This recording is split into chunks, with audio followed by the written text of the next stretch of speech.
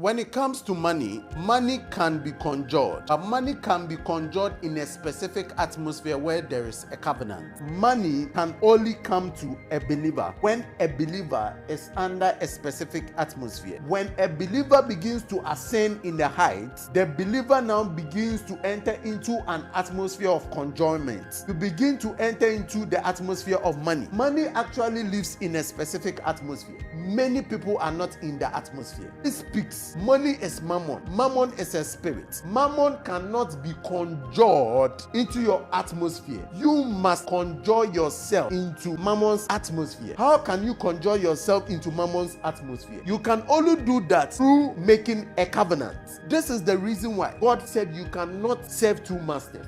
And do you know the master he was talking about? The master of money, mammon. If we are talking about serving, understand that the Bible said, enter his gates with thanksgiving. When we are serving God, we enter into his court. So if God is saying you cannot serve two masters, it means it is the servant or the slave or a sent one who enters into a court to serve. It is not the master that goes to a servant's home. Every single thing about entering into an atmosphere has everything to do with being covenanted. Look at even we Christians serving God. Before you can actually serve God very well, you have to be born again. That essence of being born again, that essence of knowing God, that essence of coming into a community where you can serve God and serve him very well is covenant. So before you can actually conjure money, you have to be in the master's atmosphere. You have to be in mammon's atmosphere. And do you know something? There is a safe way of being in mammon's atmosphere without being corrupted by mammon, because mammon can corrupt you. Mammon is a spirit on its own that is not subjected to God. What do I mean? Mammon is a neutral spirit. Mammon can do good or bad. So now God is saying that now I can take you into mammon's atmosphere by the reason of covenant, by the covenant of your tithe or of your offering. I would carry you into the atmosphere of mammon where you can conjure or adjourn money. When mammon begins to oppress you with his corruption, I am going to shield you because I took you there. But if you go on your own as the people of the world, where they go into the presence of mammon by covenant, either blood covenant, either the covenant of masonry, and they get into that field or that atmosphere, what happens now is that when you begin to adjure or conjure money in the presence of mammon and it gets to the highest peak, where mammon begins to entice you with its corruption, because anytime you see money, you see corruption. Anytime you see corruption, you see power. What happens is that because you did not go in that atmosphere with a higher power or a high protective spirit and you went on your own, there is no shield. So now